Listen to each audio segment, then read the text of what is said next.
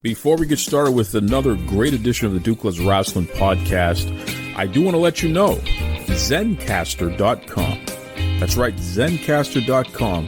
They are without a doubt my favorite website to head over to for all of these great conversations that you hear on the Duke Loves Rasslin podcast. Superior quality in sound. Also, they have a great video option as well if you need to record your videos. But the best part about it is the files are all split separately into MP3s. So you can edit them separately, you can put them together, do whatever you got to do. The main idea is Zencastr. Zencastr.com. That's Zencastr. For all of your podcasting, video conferencing, even if you just want to have a great conversation with your loved ones. All your needs there online for communication, Zencastr has you covered. That's right. You're locked in. Look at what we have here, folks. To the only show that matters. The cream of the crop. Duke Loves Rasslin. And there is no one that does it better than your host. I have come here to chew bubblegum and kick ass. The Duke. And I'm all out of bubblegum.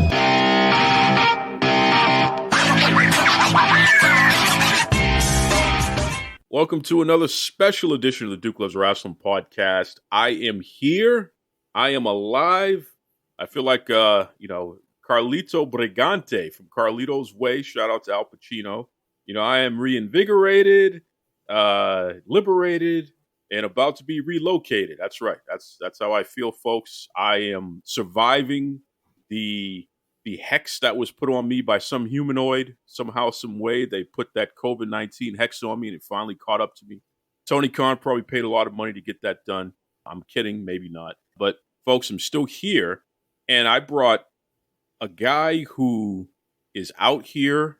New year, new him. He's out here changing his life. He's losing pounds left and right. He's training. I think he's going to defend my honor once he gets down to his goal weight. So all of you humanoids and skinny jean wearers out there, watch yourself because I'm sending some top shelf muscle after you.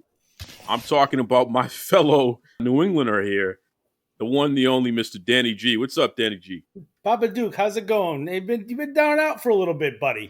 Definitely Listen, down and out. Been a little bit more ornery than usual, that's for sure. I'm not used to being under the weather this long, so this is a change for me. But I probably needed the rest, Danny G. So I'm not going to complain too much. Could be worse. You dealt with it and you brushed it off. So I got to be more like you.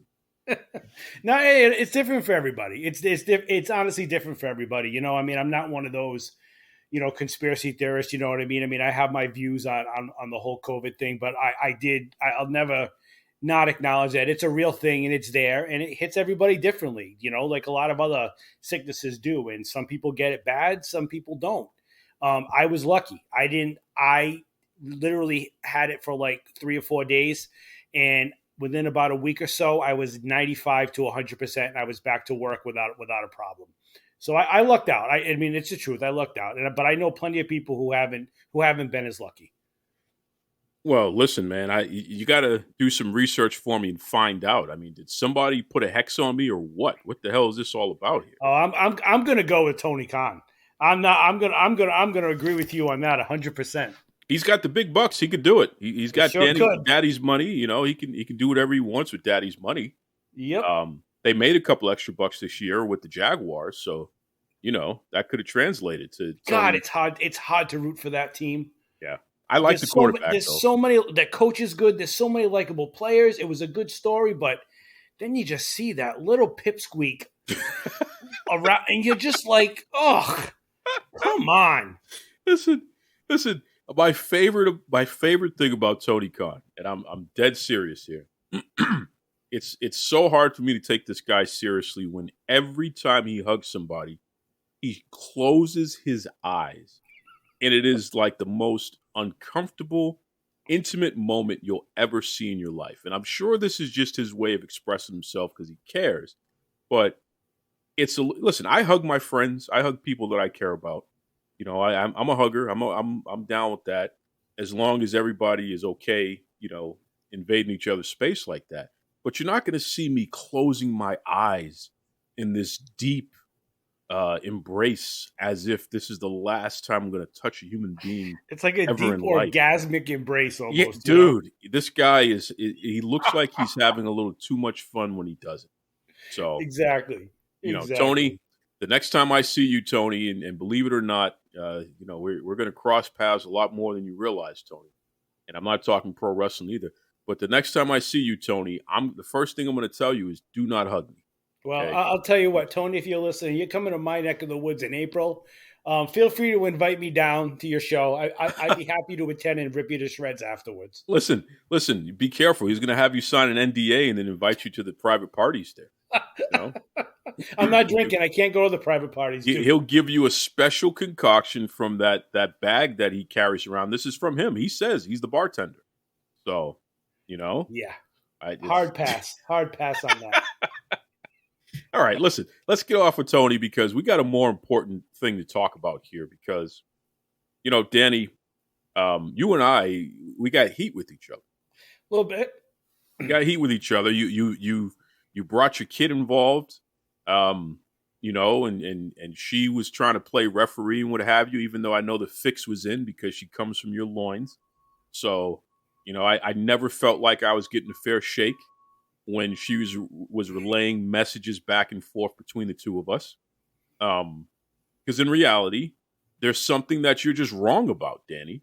Ooh. And you refuse to admit that you're wrong. And you and I got to have it out on this show about it. Okay. Because you seem to believe that Vincent Kennedy McMahon, my good friend, the greatest of all time, the most important person in the history of the entire wrestling industry. You seem to have it in your mind that he needs to retire and allow his punk kids and his new Coke punk son-in-law, who couldn't book a library. You seem to have it in your mind that Vincent Kennedy McMahon, the greatest of all time, should just relinquish everything. The guy who built a multi-billion-dollar empire. He should just let these punk kids run everything. Am I characterizing your position properly here, Danny? Pretty much. Pretty much, my friend. You have the floor. I'm going to shut up for a second and let's hear this Danny G logic on this one. So, first and foremost, when it comes to running the actual business portion of WWE, I don't necessarily think Vince needs to be hands off with that.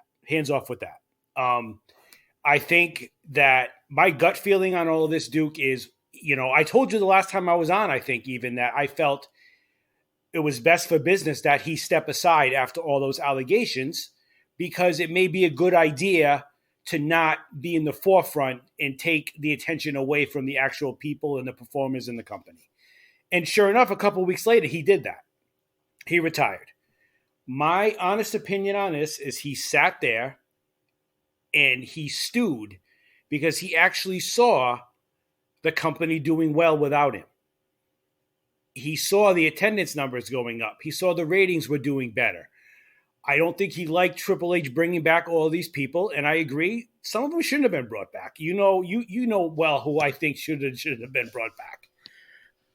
So my basic point is, I think if he's there to orchestrate a sale and get the most money for the company that he built, I don't have an actual issue with that. I can understand that. What I think is wrong in this situation, and this happens all the time in all sorts of industries. It happens with sports franchises. It happens with restaurants. It happens with other types of businesses. You have your kids and your family in the mix. You leave the business to them to run it. If you want to sell a portion of it to them so that they are owners, that's understandable. I get that. I understand that. But he had his business in capable hands with Stephanie, Nick Khan, and Triple H. And I know you call him New Coke or whatever, but honestly, since Triple H took over, the booking has gotten way better. It's not great all around, but it has gotten much better. So my ultimate point is this. If Vince wants to be in the picture because he wants to sell the business, okay, you can't take that away from him. He is the sole owner of the company. He is the controlling stockholder, whatever. The way he brought himself back into the business, I felt was wrong. I felt he was being a petulant child. I felt that the fact that the entire board members voted against it, so he basically had to force his way back on. I felt that was wrong. And I honestly hope creatively he stays away because, yes, he's the best to ever do it. 100%. No questions asked. He has built megastars. He has built great performers. He's booked fantastic matches. But there comes a time when you have to understand your time has come. And his time has come creatively because there were many more mistakes in what he was doing than there were good things. And people will say, well, look at Roman right now. Great. It took him 10 years to get Roman in this spot. So as long as Vince stays away from the day-to-day creative stuff, I have no issue with him at all. But if he starts butting his head into creative stuff and wants to do some of the garbage that he was doing, like changing people's names and Bearcat Lee and dressing Karrion Kross up as a gladiator and the 24/7 segments, keep that stuff off my screen. I don't want any of that. I just want Vince to run the business and let the better people, I can't say more capable, the more up to date with the talent today, let them do what they do. Let them run the business. He has every right to give his input, but I don't feel like they should have to listen to it. Okay, so here's the thing, Danny. I get opinion and I get, having a feeling, having a hunch, and wanting to protect what you like about pro wrestling. I get it, specifically WWE. And just to cut you off for a quick sec, I am speaking as a fan here. So that is, I should have said that from the beginning, but I'm sorry. Continue. I get it, and I'm not, and I want to make sure that I'm being clear about that. I'm not trying to discredit or discount how you feel about stuff, but where you and I depart on this is you really don't have any facts to support your position. So if we take a look at everyone who's working on top and actually drawing money today in the WWE, they were all put there by Vince McMahon. Triple H has yet to actually hit. He's, Johnny Gargano is not hitting. Well, what I'll say about that, Duke, is you're putting 40 years of experience versus 6 months. Okay, but here's the point. This is a business, pal. Oh, I know. This isn't playtime. Okay? This is a point where they are the most valuable they have ever been in the history of the industry. No company, no wrestling company has ever been as valuable as WWE.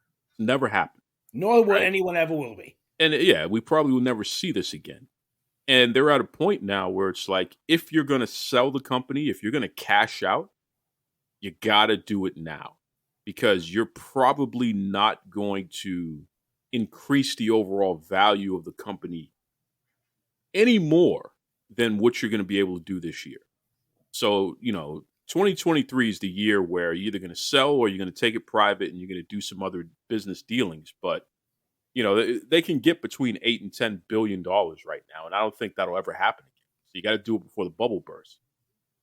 You don't put the fate of something worth that much money into the hands of amateurs. And let's be honest here. Triple H is a failed booker. He is not a successful booker. NXT failed. And to date, NXT continues to, be a lot less than what it should be at this point. It's not successful. We can't call it that, Danny. So it's, in fact, NXT generates so little money that it doesn't even have its own line item. When you take a look at the WWE's financial numbers, they put NXT's contract in the miscellaneous area. You know what that means? They're barely making $20 million, if that, from USA. So that's a problem. That's a big problem.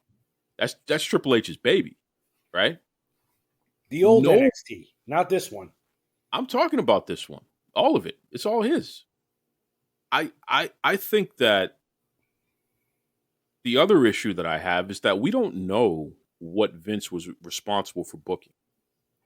We assume a lot of things, but we don't know that everything we didn't like is Vince's fault. Because here's the reality of the situation. Vince left, and much of the writing team stayed the same. So for the last 2 quarters, that was all Triple H being in charge of creative and the writing team answering to him.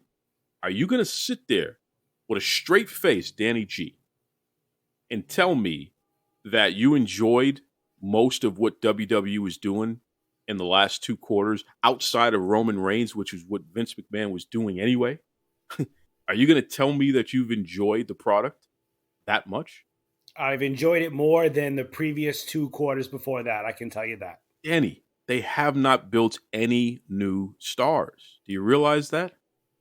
And I guess I'm patient. I'm being more patient. Well, who's next? Who's the next new star that they're building that's on the main roster? Forget about NXT for a second. On the main roster, who are they building that wasn't already a star before Vince stepped down for the 2 quarters that he did? Well, you're not wrong. You're not wrong. There are guys. You're right. Everybody there is a holdover, and you know what? That happens when you inherit a company.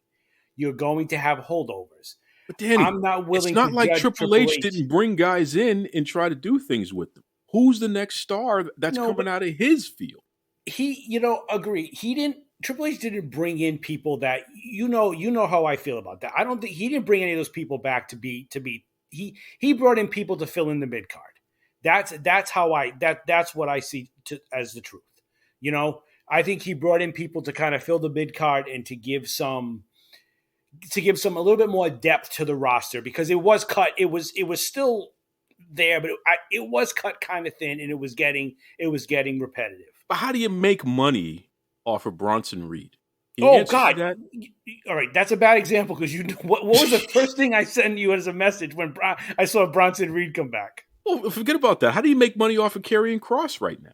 How do you make money off? You're right, and which is too bad, because I like Karrion Kross, and I think they're doing the right things with his character. It could be on him at this point. I honestly think the next big star with the company is Montez Ford.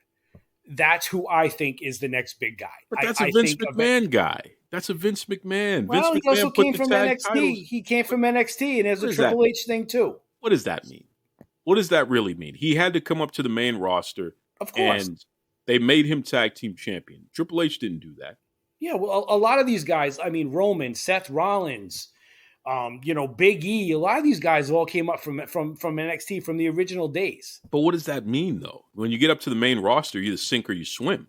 Exactly. And you're either going to be Alexa Bliss, where you become a big-time champion, or you're going to be Curtis Axel, where you have nothing. You know what I mean? So it's like, what does that mean? It's a good debate. It's a good debate, but I mean, I'm like I said, I'm not willing to.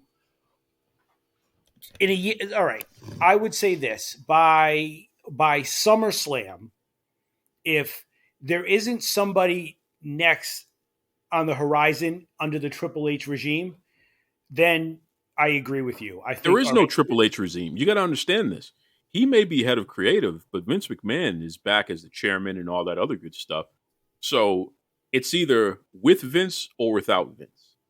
Whatever success happens, going forward, and whatever failures happen going forward, you can put some of that on Vince McMahon. You got to put it on. You can and you can't. You can put some of it on him, but if he's not involved creatively and he's not like yaying or naying everything, then you put it on the people who are making decisions. You want to give Triple H credit for the hard work that Vince McMahon puts in, and I'm not going to allow it to happen.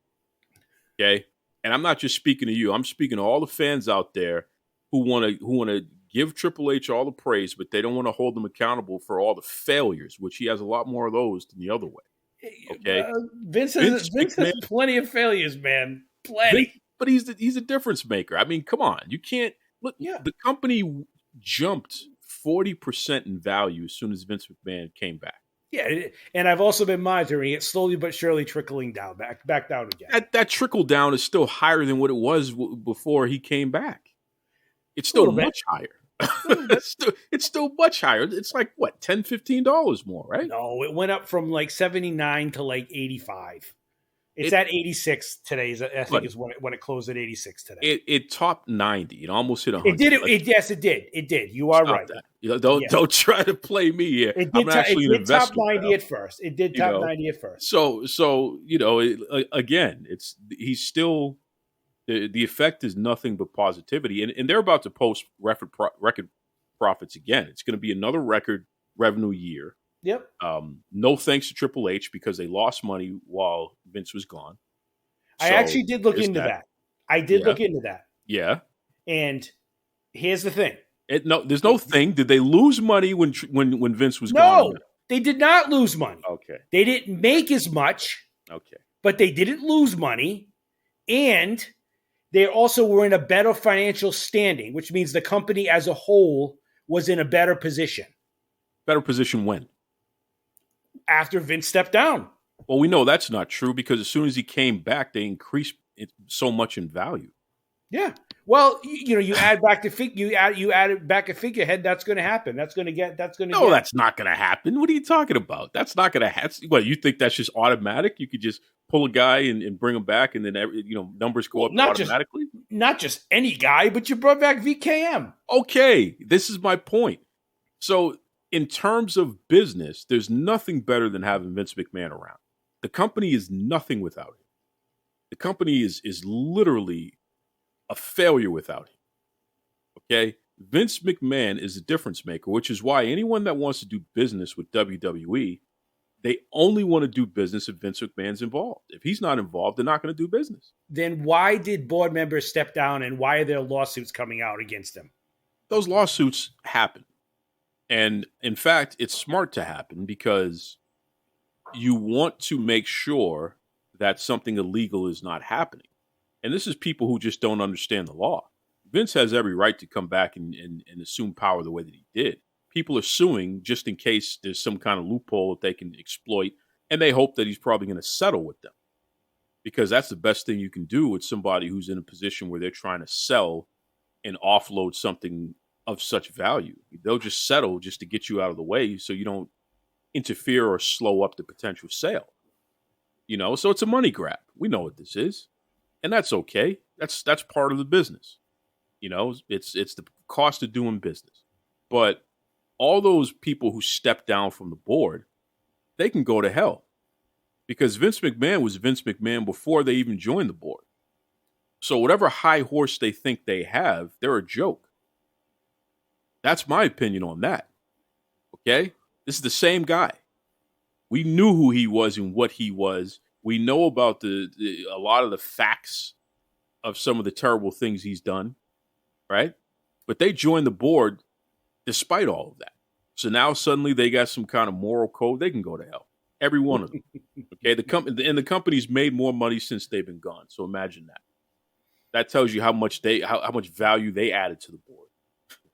Give me a break. Board members don't add value. Okay, well, when Michelle Wilson and George Barrios, when they initially were let go, WWE stock dropped. That happens with any company when there's a change in power. Okay, but they were part of the board as well. Yeah, true, but it's going to happen with any company. Okay, and when the chairman of the board stepped down, the company didn't do too well during that period.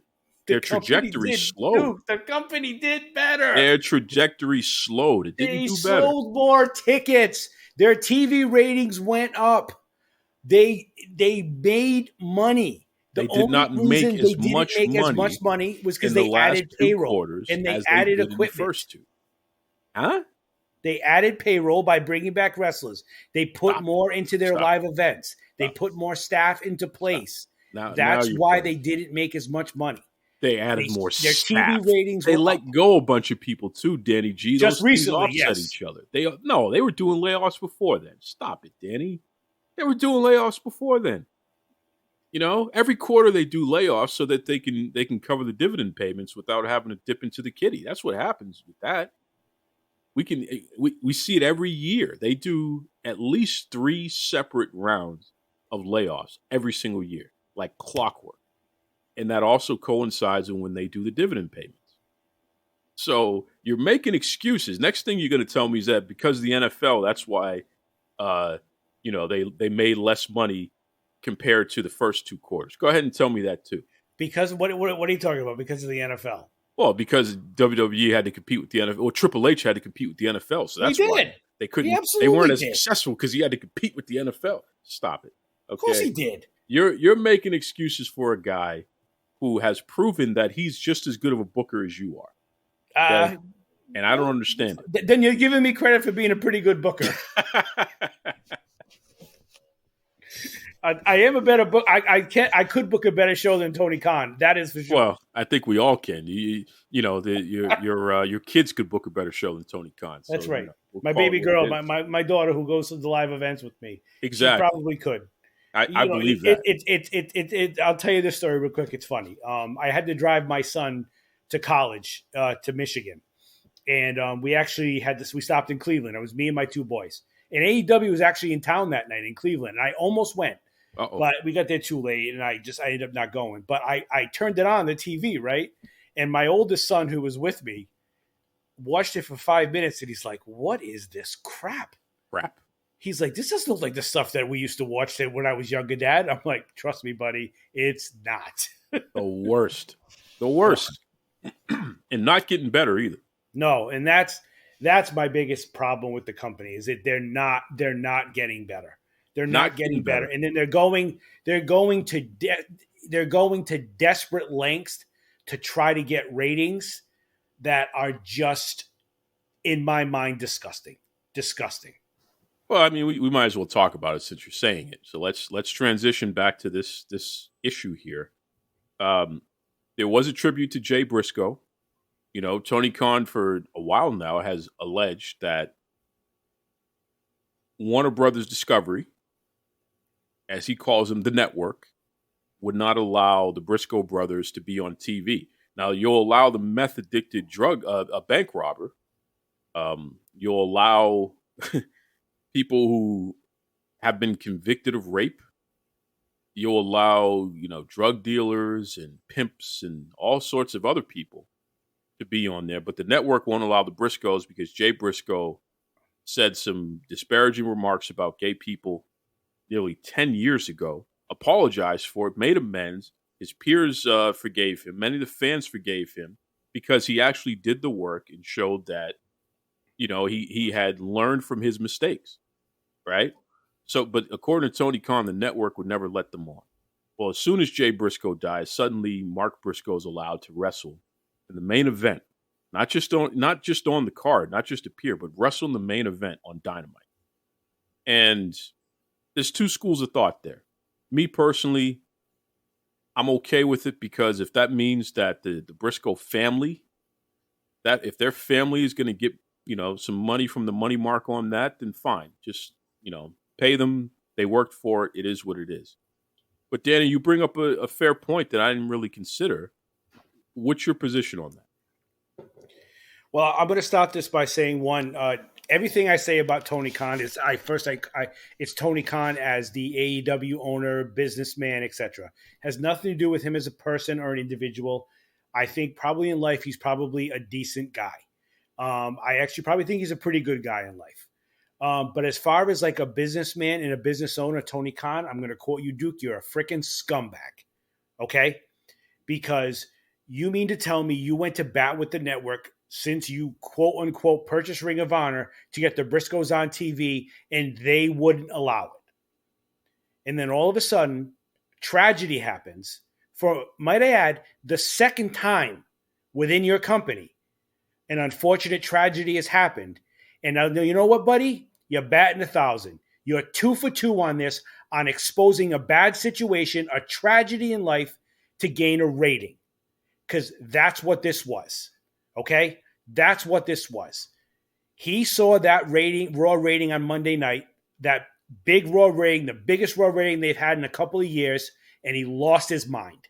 I need to do something to get eyes on my business. So I'm going to get this guy on my TV after his brother just passed away, and we'll have a tribute, and we'll do all this with him, and we'll get it on there right away.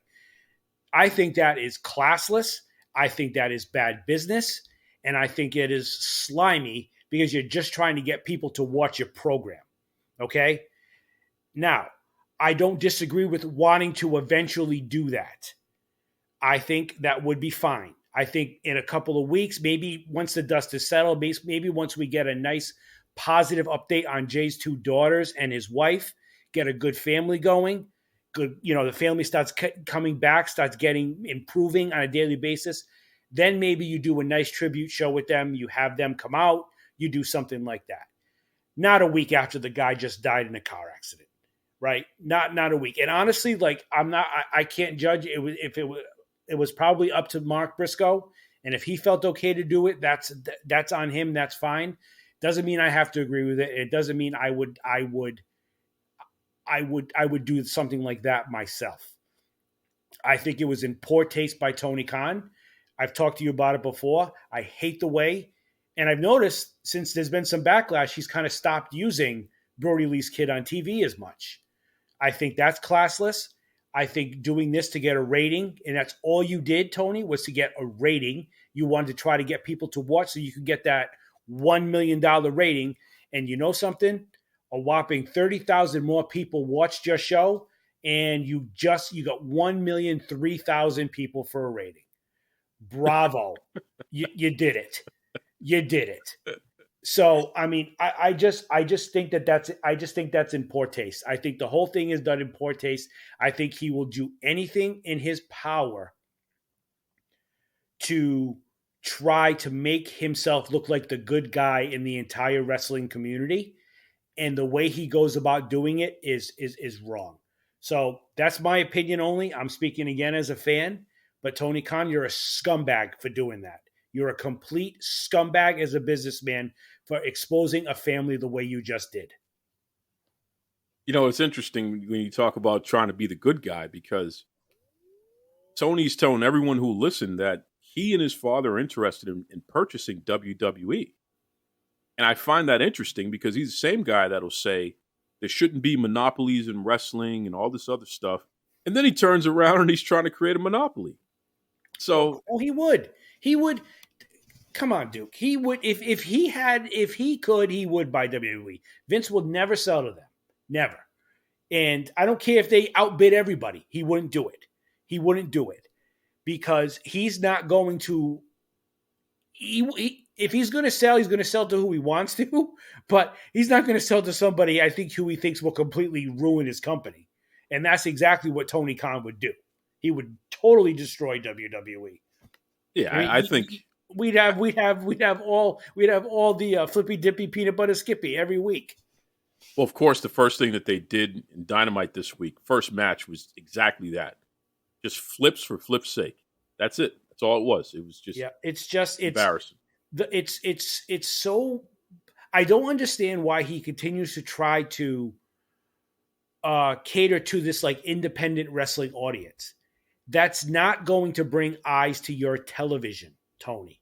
It's not. What's going to bring eyes to your television is improving your product from day one. That's the beginning. Cut this crap with your performers doing Comic Cons and signing autographs all weekend long. Do house shows. I have a theory about that too, because I read something that Jeff Jarrett was trying to get that going. I think they're trying to get house shows going. But I think they're going to these places. They're saying it's not going to be on TV. And they're like, why? Why? We have 6,000 seats. You're only going to sell 2,000. It's not worth it. It's not worth it for you to rent the place because it's not going to do anything. We're going to have to pay our staff to come in and sell concessions. We're going to lose money because there's not going to be enough people in the building. That's my theory. Wow. So you've got to do something. This YouTube dark thing is not getting your performance enough practice. They're sloppy. They're getting hurt. You can see it on television. Your television production people don't have enough practice and they don't have enough time behind it to actually make the product look better like WWE. Half of what WWE looks good on TV is all camera work. You know what I mean? They hide the mistakes. They hide the botches because they know how to do it. He's not improving the product at any way.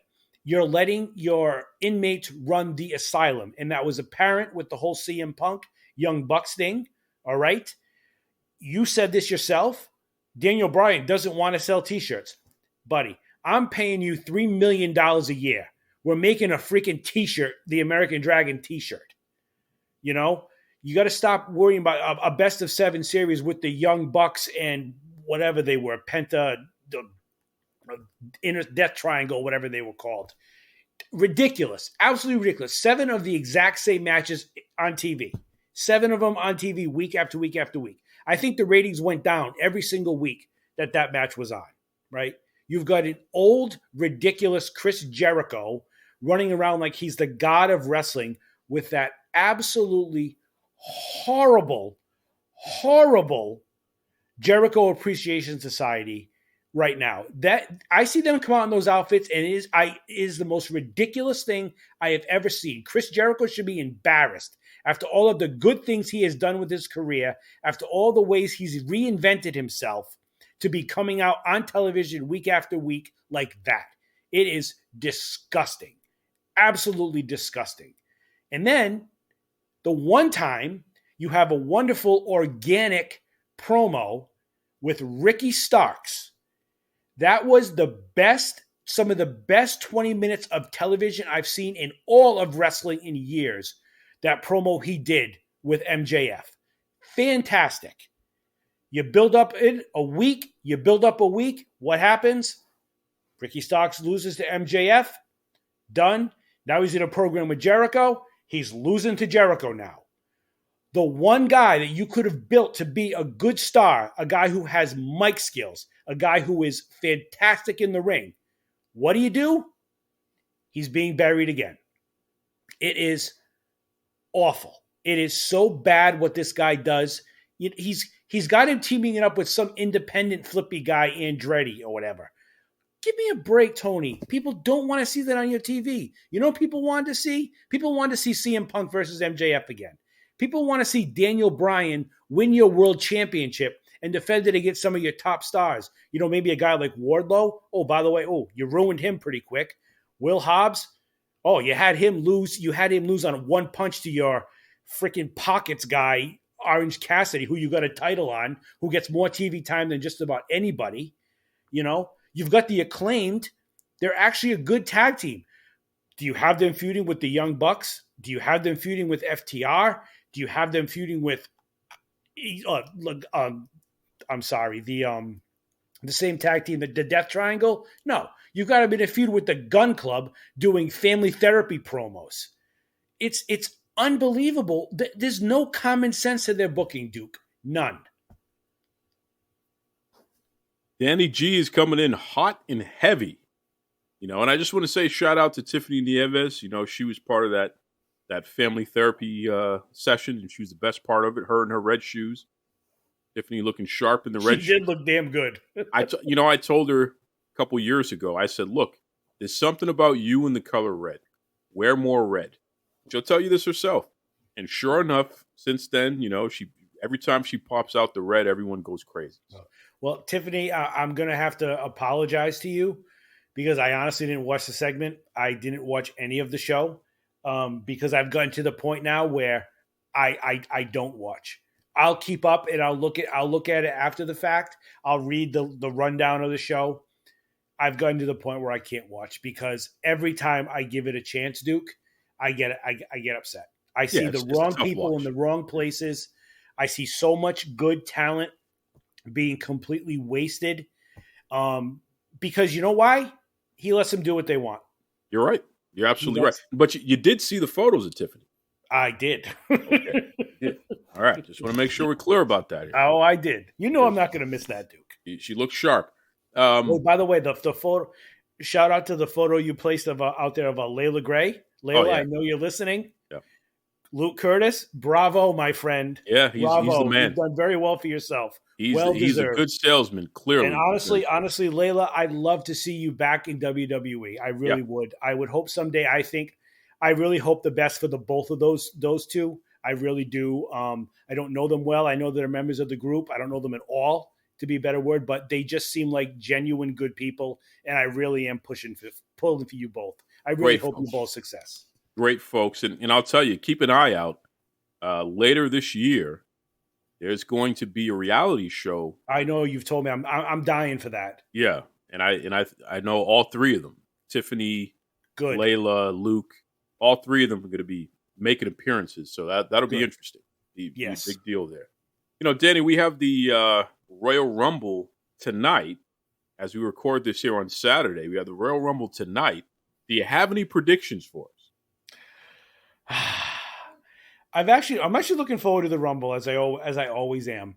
I kind of like that the fact that this year that they haven't really announced a whole bunch of like competitors, so there's going to be some surprises. Obviously, my obvious choice is Cody for the men's, but I get a feeling there'll be a swerve of some sort. But I think Cody. I'd love to see it be Sami Zayn. I really do. I really would. I think that would be an interesting swerve in all of it. So I think that would be good. For the women, I'd love to see Rhea Ripley win it. I really would. I'm not sure that she will. I have a feeling that it's going to be one of the the mainstays. Like maybe it's going to be Becky Lynch. Could be Bayley. It could be Bayley. Could be Ronda again if she's in it. You never know. But so the women's a little harder to predict, I think. But I think for the men, it's gonna. I in my heart of hearts, I think it's going to be Cody. I do. I mean, this is interesting. It's kind of like Shawn Michaels. I forget what year I want to say. Shawn Michaels in '96 or '97. Maybe it was '96. After he came back from being hurt, he came in at number one and he won the whole thing. I think that's what's going to. I think you're going to see Cody get in there early, have a great showing, and win the whole thing. This, Sammy is putting a monkey wrench in the whole Cody thing because I know he is. Let's be honest here. Yeah. Sami Zayn will force Cody Rhodes heel. I think Sami Zayn will ruin any babyface run that Cody Rhodes has, and it's going to hurt the company in the long run. Yeah, it could. You're not wrong. You're not wrong. Which honestly, think of it this way: there's been a lot of talk of them splitting the titles off of Roman. Part of that could be because of Sammy. Yeah, you know what I mean. Yeah, I agree. It could be because they're like, this guy's over.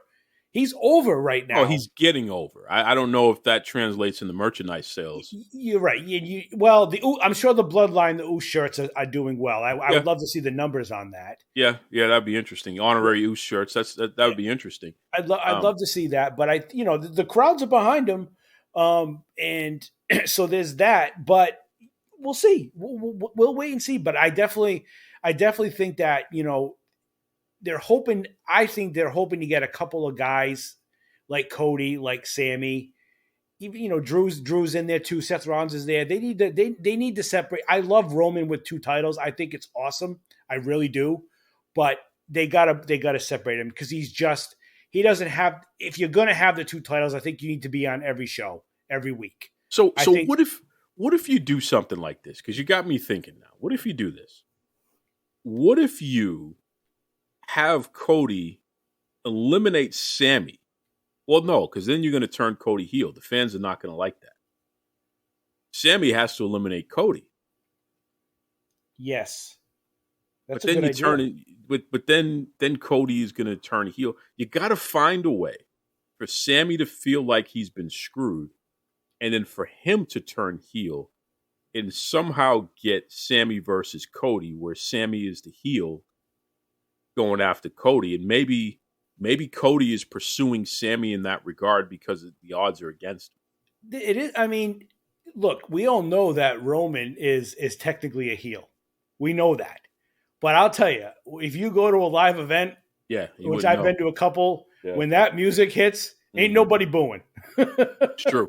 Although they were booing when Roman was getting tough on Sammy out on SmackDown. Yes.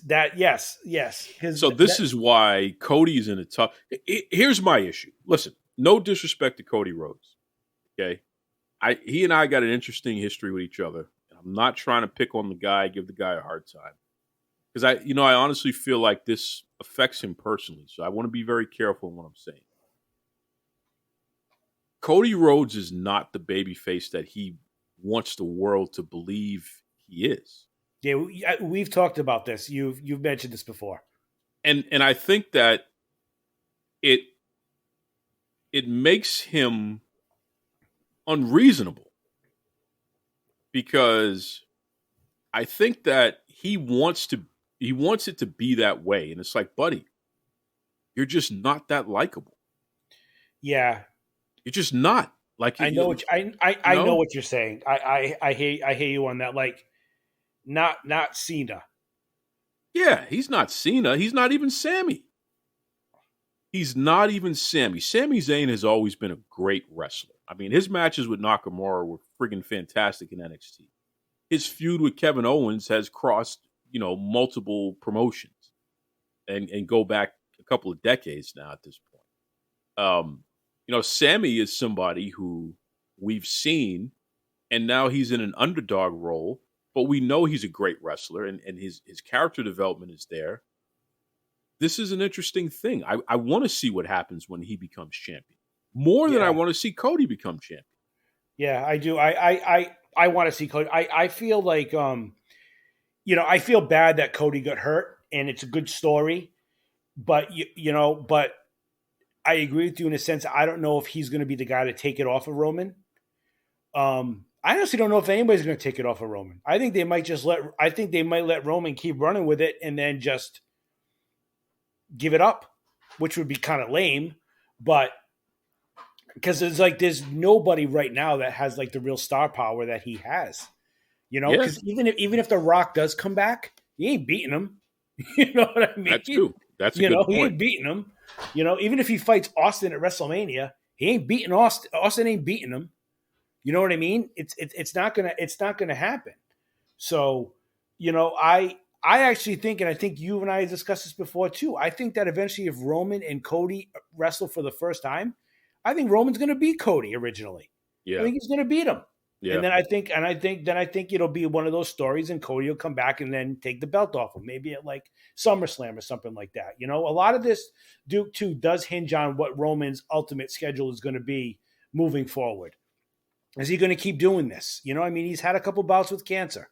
And I mean, granted, he's in phenomenal shape and everything, but he's not old, but he's definitely not young anymore. And this stuff takes a toll on his body. Is he going to want to, move on to bigger and better things? Will he want to get into more Hollywood roles? Will he just want to take some time off and spend time with his family for a while? Who knows? So I think a lot of this depends on him, but it's a nice ride. It's just, it can't last forever, and it won't last forever. So, because I mean, this bloodline thing that they're doing is one of the more popular things they've done in a very long time. And we'll just have to wait and see what happens. It's going to be interesting, though. I do enjoy it. And Cody is probably, besides Roman, my favorite guy, if not my overall favorite guy. I liked Cody before he left WWE the first time. I really liked Cody in AEW. I enjoyed his work. I enjoyed his work when he was doing the independent scene stuff. I really like how he reinvented himself. And when he came back at WrestleMania last year, that was the moment of the year in wrestling for me. I loved it. It was fantastic. That pop was amazing. So I really do want to see what WWE can do with Cody at the top and see what happens. But you're correct. I don't see him as the babyface champ type like a Cena. If you know where I'm going with that? I know exactly where you're going with that. Okay. I know exactly where you're going with that. And that's the thing. It's like, I don't know, man. I look at it and I just shake my head because I feel like Cody, it may not be your time. Yeah. Let me ask you your opinion on something real quick. But has there really been a true ultimate like baby face since John Cena? I don't think so. That's a good question. I can't think of one.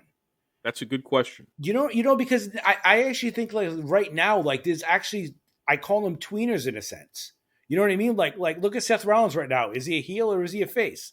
All right, maybe he's a face. Look at Lashley. Is Lashley a heel or is Lashley a face?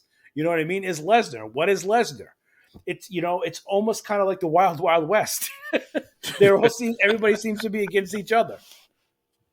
You're right. You're absolutely right. So it's yeah. I don't know. It's the most important piece of the puzzle, though, is all of this is very exciting, right? Yep. It's all very exciting. Hard to predict, but it's fun. We know we're going to be watching, and I guess that's the main point. Exactly. Yep. It is fun. I mean, it's fun to complain. It's fun to debate.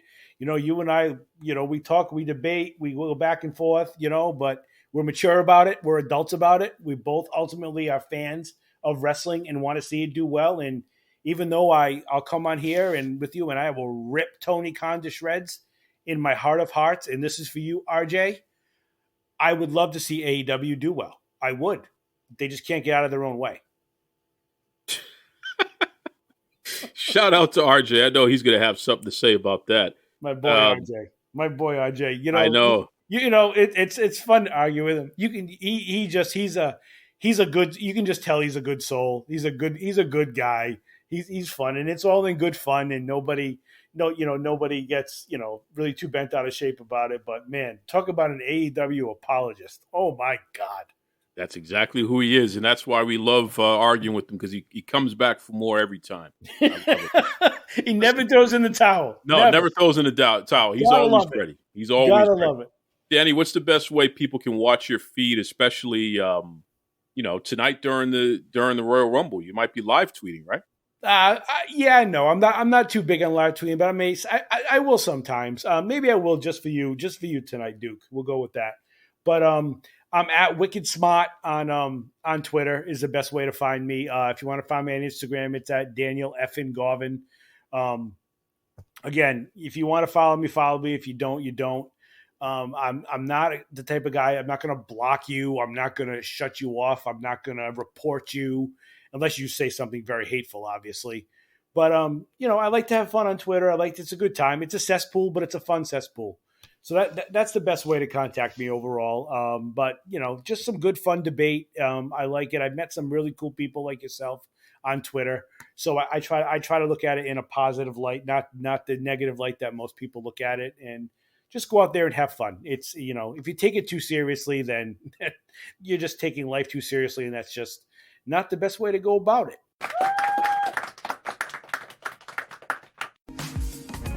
What is up, you guys? This is Kylan King, the mother effing king, and you are listening to Duke Loves Rasslin.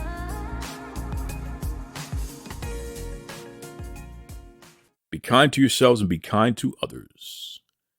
Take it away, Tony Schiavone. This is Tony Schiavone, and we're desperately out of time on Duke Loves Wrestling.